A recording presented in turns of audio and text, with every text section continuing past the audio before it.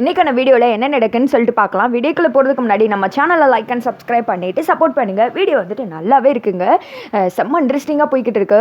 என்னடா இது எல்லாருக்கும் பொசுக்குன்னு உண்மையை தெரிய வச்சிட்டிங்களே, இனி மாயாவை வீட்டில் இருக்க வைப்பாங்களா, வீட்டில் விட்டு துரத்திடுவாங்களா அப்படின்ற மாதிரி தான் இருக்குது. ஃபஸ்ட்டு சீனில் வந்துட்டு சீனுவை தேடி அலைஞ்சிட்டு இருக்காங்களா, அந்த சீன் தான் காமிச்சிட்டு இருக்காங்க.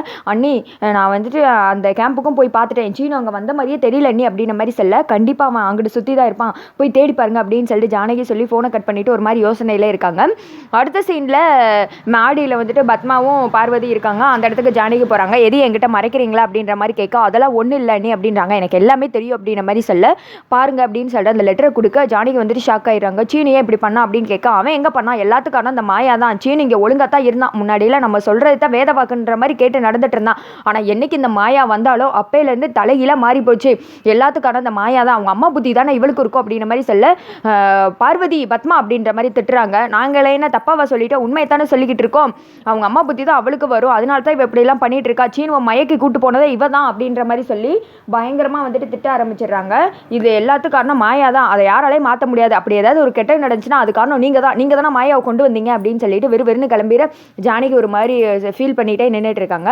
மணியும் சிவாமையும் காமிச்சிட்டு இருக்காங்க. எல்லா இடத்தையும் மாற்றி மாற்றி தேடி பார்க்குறாங்க. என்ன மாமா இது எங்கேயுமே காணும், இந்த சீனி எங்கே தான் கிடக்கான்னு தெரியவே இல்லையே, அவன் இல்லாமல் இந்த இடத்த விட்டு நகலக்கூடாது அப்படின்ற மாதிரி சொல்ல, ஐயோ அது எங்கள் பிளான்ல இல்லையே அப்படின்றது, என்னது உங்கள் பிளானா அப்படின்னு சொல்ல, இல்லை அது அந்த சீனோட பிளான்ல இருக்கா இல்லையான்னு தெரியல, அவன் இங்கே இருக்கானோ இல்லை வேற எங்கே இருக்கானோ அப்படின்ற மாதிரி சொல்ல, கண்டிப்பாக இந்த கேம்பை சுற்றி தான் இருப்பான், எல்லா கோவில்லையும் போய் தேட வேண்டியதான் அப்படின்னு சொல்லிட்டு அடுத்த நாள் காலையில் மாயா தூங்கி எந்திக்கிறாங்க.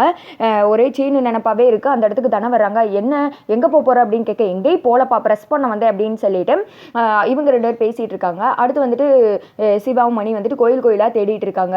என்ன இது கோவிலில் எங்கே தேடியும் காணும், சே அந்த சீனு பையவுல எங்கே தான் இருக்கான்னு தெரியவே இல்லையே, இப்படி ஒரு குண்டத்துக்கு போட்டான் பாரு அப்படின்னு சொல்லிட்டு இருக்க. அடுத்து வந்துட்டு வீட்டில் தான் காமிச்சிட்டு இருக்காங்க. எங்கே இது இன்னைக்கு சம்மந்தி வீட்டுக்கு போகணும்ல, எங்கே சிவாவை எங்கே மணி எங்கே அப்படின்ற மாதிரி சீனு எல்லாம் கேட்டு ரகுராம் அவங்க விசாரிக்க ஆரம்பிச்சிடுறாங்க.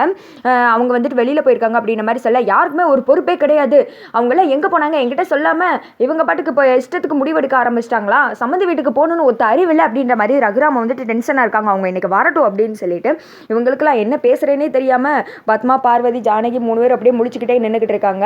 ரகு உங்க அம்மா வேற என்னடி இது புருஷன் எங்கே போகிறா ஏது போகிறான்னு கவனிக்கிறது கிடையாது அப்படின்னு சொல்லிட்டு திட்டிகிட்டு இருக்காங்க.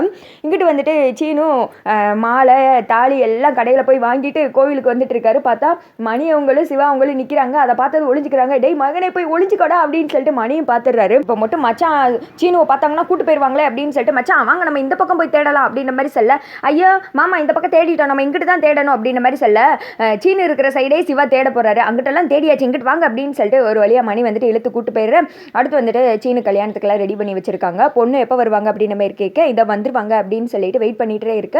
8 மணி ஆகியும் மாயா வந்துட்டு வல்லையில் விறுவிறுன்னு மலை மேலே வந்துட்டு ஏறி போகிறாரு சீனு. இங்கிட்டு வந்துட்டு சிவா அவங்க தேடி தேடி அலைஞ்சிட்டு இருக்காங்க.